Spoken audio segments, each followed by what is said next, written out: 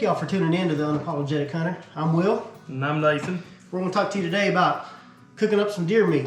I know people like cooking their deer meat different ways. Some people like adding a little bit of spice and seasoning to it, put a little heat on it. Some people just like having the more natural, just a natural deer flavor.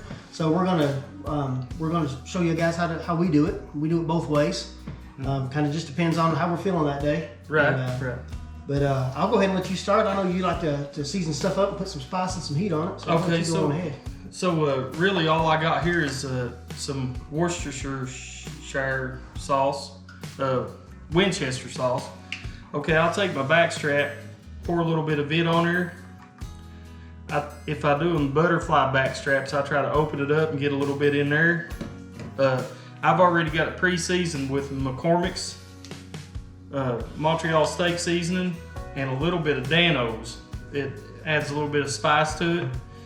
Now you're gonna cook some potatoes with this too, right? Yes, the potatoes, what I do is that Dano's goes on it too, don't it? Yeah. Okay. So what I do with baked potatoes is I will take some extra virgin olive oil and coat the potatoes with it, and then sprinkle Dano's all over it, and wrap it in aluminum foil, put it in the oven. If I'm cooking it on the grill, a lot of times I'll take the potatoes, poke holes in them or whatever like you always do, and I'll just set them on the grill. You know how like if you're cooking meat, you like to have a side of the grill that don't have charcoal, so I will set the potatoes over and shut the lid. And then towards indirect heat. Yeah. So I got a piece of round steak here. I pretty much do the same thing with it. Put a little bit of Winchester sauce on there. Brush it on. Flip it over. A little bit more Winchester sauce, and smear it on, and then season it just like I pretty much do everything. A lot of times, people have a tendency to do this thing where the craze these days is your backstrap chunks with your wrapped in bacon with cream cheese and jalapeno, and I love the backstrap, like that. Jalapeno poppers. Jalapeno poppers.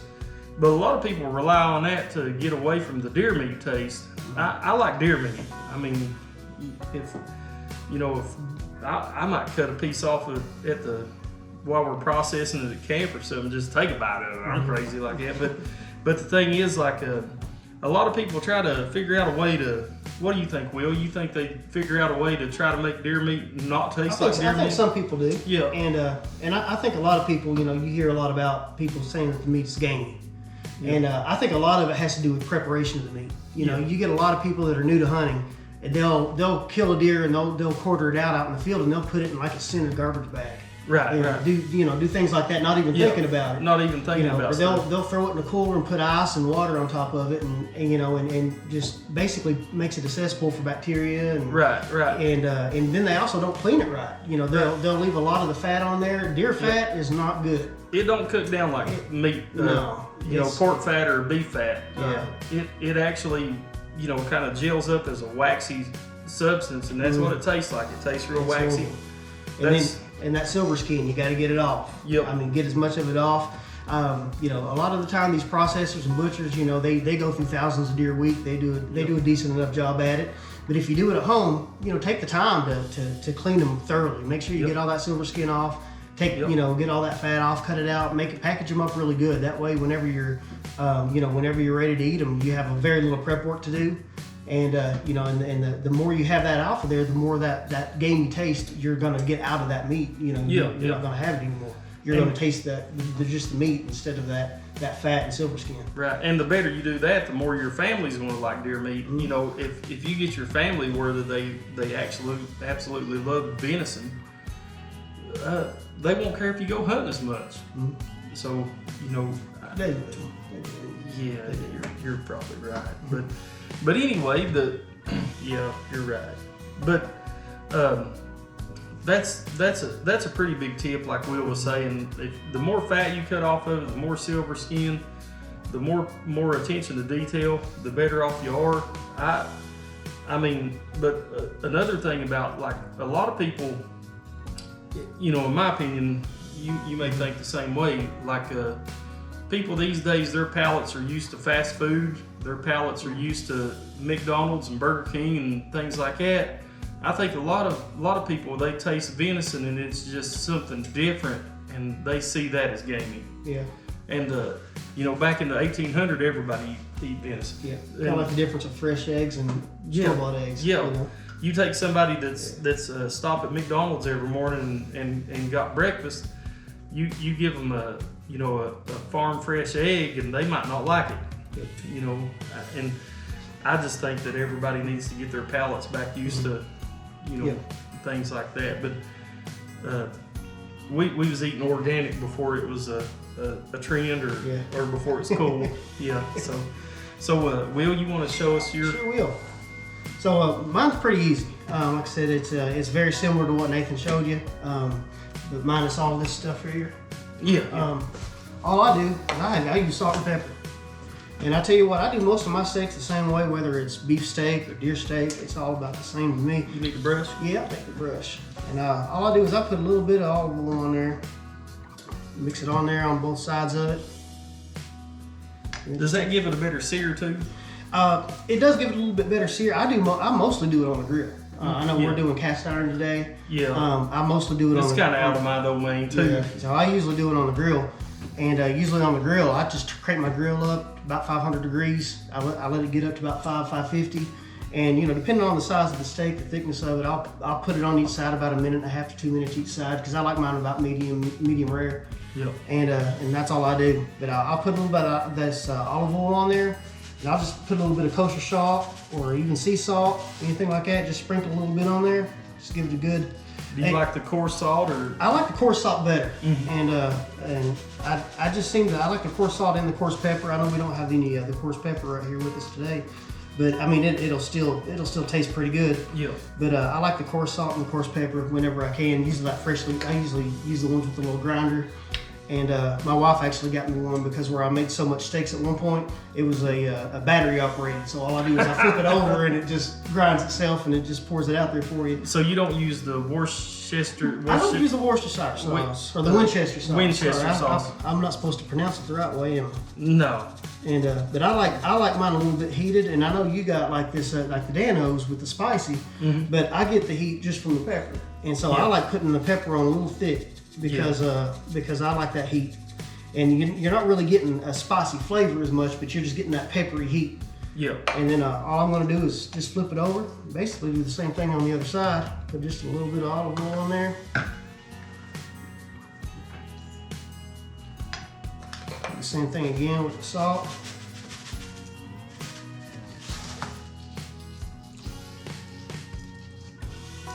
It's pretty kosher right there. It's kosher. And pepper again.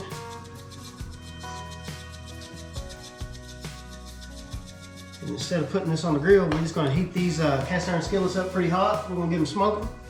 Will's also got another recipe he may share with you all. It is a tofu option with tofu that tastes just like venison, he says. So yeah, I guess we'll get these cast iron skillets heated up. I always like to use cast iron. Will if he cooks inside, he likes to use cast iron too, because you'll get a better sear out of cast iron. And a good tip is you take your cast iron skillet, you put it on pretty high heat, you put some olive oil in there, or whatever your oil of preference is, and once that cast iron skillet, you start seeing a little bit of smoke rise, it's ready to throw it in there and sear it. And so we're going to get these heated up and try to get a good sear on both sides and go from there. So, all right, we got these skillets heated up. They're smoking a little bit now. Yep. They should be ready to go. So me and Will both cook our backstrap about the same way. So we'll go ahead and do a sear.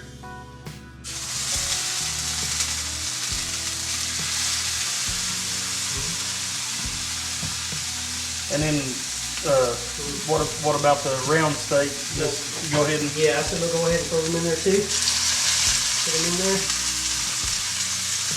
Of course, them round steak are a lot thinner, so it's not going to take nearly as much time. So we'll probably sear the round steaks for probably about 1.5 minutes, 2 minutes each on each side. Cook them over, and then the tenderloins will probably do the same to get a good sear on it. But we might have to stick these in the oven just for a couple minutes afterwards, just to get some, just to get them to cook a little bit more further through, since they're a little bit bigger. Yeah, I usually right around like 350. 350. And usually leave them in there maybe 5 minutes tops. Okay. I do a lot of cooking on the grill, but I also do some cooking on the stove. Will just cooks on the grill, so. One of the things I like to do is I try to sear every side of my tenderloin. Now these are butterflied, so it's a little different, but like a lot of times, like when I cook a tenderloin, I'll cook it in one big chunk without butterflying it, and I'll actually sear every single side of it. So I'll flip it over, on each side and let it sear, and get every side all the way around and on both ends. See, I like my tenderloin seared on both sides, just 2 sides, and I like it. Believe it or not, I don't even like the outside done in the middle. Yeah. I can eat my steak blue.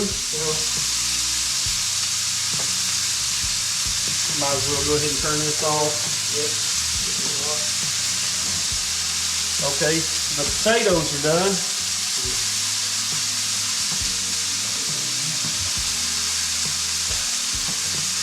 We timed that about perfect, which is a miracle.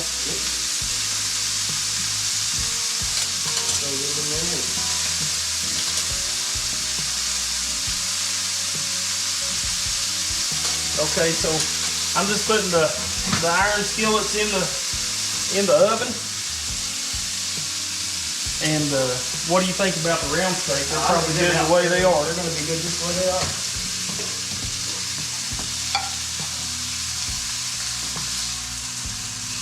Seared on both sides.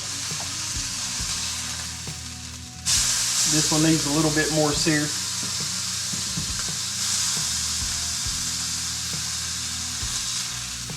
Pretty good. Let's transfer these things over here to the island. We'll give them a taste test while we're waiting on the other ones. Absolutely. All right, so the steaks and the tenderloins are done. Yep. We've had them out here for a couple minutes, letting it rest. And we got yours on this side, mine on this side. Mm-hmm. We'll dig in. Okay, so let me see. I'm gonna go ahead and try the round steak first. I always use my hunting knife to cut steak. What do you think? We'll probably. I think it's pretty good. About medium rare. Pretty medium rare. Mm.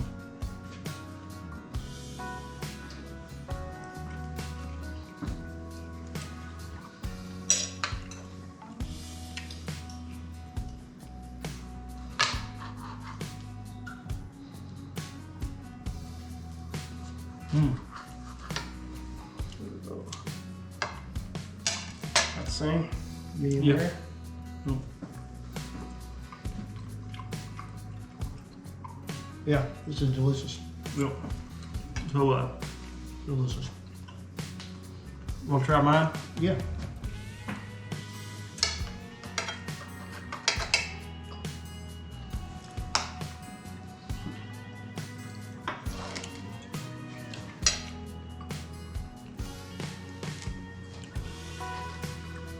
I like that. You get the heat from that Dano? from the Danos, but then you get the flavor from that McCormick seasoning and the deer meat. But it doesn't overpower with deer meat though. Yep.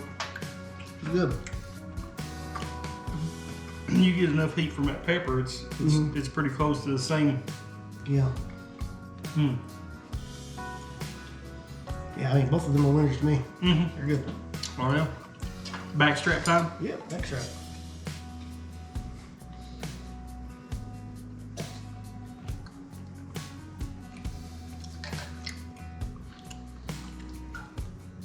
Okay, we're about. What do you think?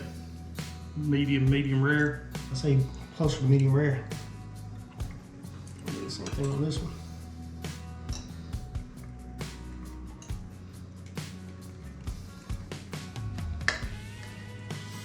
You need to sharpen your knife. You need to sharpen my knife. Yep. It's probably a medium rare. Medium. Yep. Somewhere in there. Get out in the middle, it'll be a little less done. I mean, we're obviously not chefs, guys. Yeah. I mean, we're camp cooks at best. It's really good steak, though. It's really good Maybe steak. we should be chefs. I'll try yours. Yep. So, I hear my beagle hound on the other side of the room like, hey, I'd like to have a piece of that. Sure. Oh yeah, that's good too, man.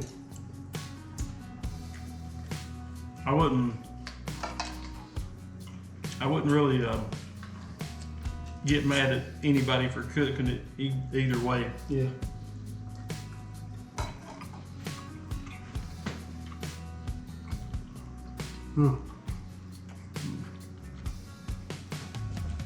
Really good.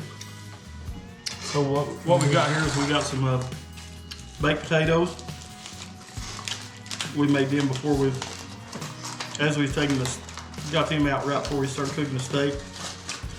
So took the, if I can get it out there, took the Dano seasoning and seasoned the outside of it, put some olive oil, coated it with olive oil first, sprinkled Danos all over it, and put it in the oven, about 370. I like my potatoes a little crispy on the outside, so I cooked it for, what, about an hour? And so, can't beat this, man. Deer steaks, tenderloin, round steak. Super simple. Yeah, super simple. We can do it. Y'all can do it. Yeah. And the potatoes done pretty easy. You do your potatoes that way. You can't find a baked potato at a restaurant that's any better. You know what I like about this is all stuff you can take at camp too. You know, I mean, it's so easy. There's not like a whole lot of preparation for it. Absolutely. Yep. You know, just a couple containers, salt, pepper, a little bit of oil, put it in the pack, take it to camp. Yep. And you know, you get your deer. I mean, I like to try to age a deer a little bit. I like to try to age it for 3 or 4 days at least. I don't think it's as important to age it as long as like a beef or something. We kind of talked about that a little bit before. I mean, where deer fat's different. Yeah, you know. But I mean, I haven't personally can't really tell the difference too much between a deer that's been aged, say, 4 days or 8 days or 12 days. Right. From a tenderness perspective. Yeah. But no, this is all stuff you can do at camp. You know, take the cast irons with us. I know we had another video where we had we had the big camp, the big skillet. Yeah. The skillet. The skillet. Yeah. And you could just take your skillets with you. These would have a bacon taste if we had that skillet. Man. Yeah. So yeah, we need to go on a trip now. Well, guys, man, we hope you guys learned a little bit off of this. I know we get a lot of people always asking about, how do you cook your deer? How do you cook your turkey? How do you cook all the wild game that you got? I mean, there's a lot of resources out there. A lot of good shows out there that talk, from like field to fork stuff. But I mean, this is how we do it. Super simple. It's tasty, and you still taste venison too. A lot of people give you a recipe where they're like. I've always wondered, people come up and they'll be like, yeah, you couldn't tell the difference. I want to tell the difference. I want to know that it's deer meat because venison's supposed to taste different than cow. Yep. And, it's not supposed to be harsh to your palate or nothing, but it should taste like venison. Yep. My thoughts. So this is awesome. Well, guys, if you like this, give us a thumbs up. Like the video, we'd appreciate it. Be very, very honored if you guys subscribe to our channel. And if you guys have your own recipes or anything you want to share with us, just drop them down in the comments. And we look forward to reading them. I would love to see another recipe. Oh yeah. And God bless everybody. Thanks for watching. Appreciate it. Have a good one. See you, bro. See you, brother.